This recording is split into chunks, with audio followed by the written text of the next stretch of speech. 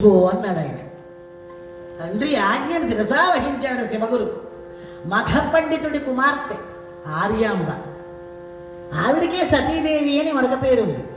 ఆమెను వివాహం చేసుకున్నాడు. అటు యజ్ఞయాగాదులతో దేవతల్ని, ఇటు అన్నపానాదులతో అతిథి అభ్యర్థులను ఆరాధిస్తున్నారు. అన్నదానం మహాదానం ఉన్నారు. ఎంత డబ్బిచ్చినా వాడికి తృప్తి ఉండదు. అదే పట్టాడు అన్నం పెట్టండి, అయ్యి బాబా చాలమ్మా ఇంక తెలియను అంటాడు. ఓ దొంగతనం చేయడం కోసం వెళ్ళి తల్లి కొడుకు మెలుగుగానే ఉన్నారు. కొడుకు అంటున్నాడు, అమ్మా రేపు నాకు ప్రయాణం ఉంది కదా, నా పాలు ఒక మూట మట్టి పాలు ఒక మూట కట్టవే అన్నాడు. వీడికి అర్థం అవ్వలేదు. ఏమిటో తెలుసుకుందామని కొడుకు వెనకాలే ఊరు ప్రయాణం అయ్యాడు దొంగడు. ఒక అరణ్యం వచ్చింది, తన వెంట తెచ్చుకున్న ఒక మూట విప్పు తింటున్నాడు వీడు కొడుకు. ఈ దొంగను కూడా వాడితో ప్రయాణం చేశాడు కదా, నాకు ఆకలిస్తోందండి ఏమైనా పెట్టండి అన్న. పెట్టాడు. నిన్న దొంగతనం కోసం వచ్చామండి మీ ఇంటికి, నా పాలు ఒక మూట మట్టి పాలు ఒక మూట కట్టమన్నారు, నాకు అర్థం అవ్వలేదు, చెప్పండి బాబు అంటే, దానికోసం ఇంత దూరం వచ్చావా నాయనా, మరి ఏమీ లేదు, నీకు పెట్టాను చూడు అది నా పాలు, నేను తిన్నాను చూడది మట్టి పాలు నాయన, అంతే ధర్మ సూక్ష్మం ఇంకేముందన్నారు ఆయన. కాబట్టి ముక్కు కింద గోతులకు ఎంత తోసినా వృధాయే.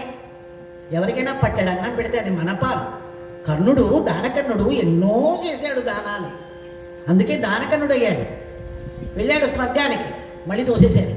పట్టడు అన్నం నువ్వు ఎవరికి పెట్టలేదురా, మణిమాన్యాలు బంగారాలు ఇచ్చావు తప్ప ఎంతసేపు పట్టడు అన్నం పెట్టలేదు ఎవరికి, నువ్వు వెళ్ళి అన్నదాన్ని పంపించారు కర్ణుడిని. అలాగా అతిథి అభ్యర్థులను ఆదరిస్తున్నారు. వారికి ఉన్న లోటల్లా ఒక్కటే, సంతానం లేదు. చూసారా, పిల్లలు కావాలి మొర్రో అంటే భగవంతుడు పిల్లల్ని ఇవ్వడండి. వద్దు బాబో అంటే కుచేల సంతానంలా ఇస్తాడు. కుచేలుడికి 27 మంది పిల్లలు. రైలు కిటకిటకిటలాడిపోతోంది. ఒక ఆవిడ 7 పిల్లల్ని వేసుకుని కనపడ్డ ట్రైన్లోకి ఎక్కేసింది, కోచ్లోకి. ఒక ప్రయాణికుడు కోపంగా అరిచాడు, ఏమిటమ్మా ఇది, ఏమిటిది, చూస్తున్నావు కదా రైలు పరిస్థితి, 7 వేసుకురాకపోతే సగం మందిని ఇంట్లో ఉంచి రావచ్చు కదా అన్నాడు. ఆవిడంది, చాలే ఊరుకోవయ్యా చెప్పొచ్చావు, సగం మందిని ఇంట్లో నుంచి వచ్చాను, నోరు మూసుకోండి. 14 మంది సంతానం మహాతల్లికి. ఏమైపోతాం మనం? వీరికి ఒక్క సంతానము ఒక్క నలుసు లేదు. అనపత్య దోషమున శాంతిని గోల్పడి, అనపత్య దోషమున శాంతిని గోల్పడి ఆ సతీపతుల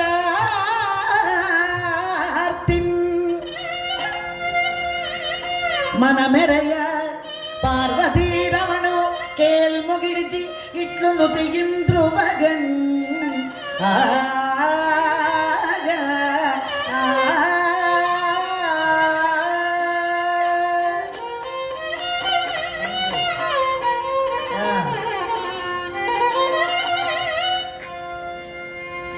దుఃఖం, బాధ, అయ్యో ఇంత ఐశ్వర్యం ఇచ్చాడు భగవంతుడు, అనుభవించడానికి పిల్లలు లేరే అని బాధపడిపోతున్నారు వాళ్ళు.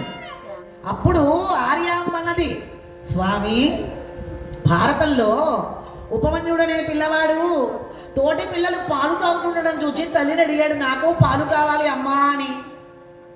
వాళ్ళు కటిక పేదవాళ్ళు, పిండి నీళ్ళల్లో కలిపించింది ఆయన పాలు తాగని. వాడు తాగుతున్నాడు, తెలియదు కదా పాపం పిల్లాడు. మిగతా వాళ్ళు పరిహసించారు, ఒరే పాలు కావురా పిండిగా అని.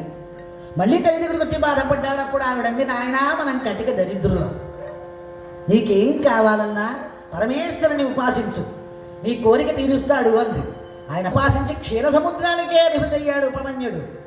కనుక కరుణా సముద్రుడు, దయా సముద్రుడు పరమశివుడు మన వాంఛితార్థాన్ని నెరవేరుస్తాడు స్వామి అని త్రిశూర్ జిల్లాలోని వడక్కునాథన్ స్వామి ఆలయానికి వెళ్ళారు దంపతులిద్దరూ కూడా.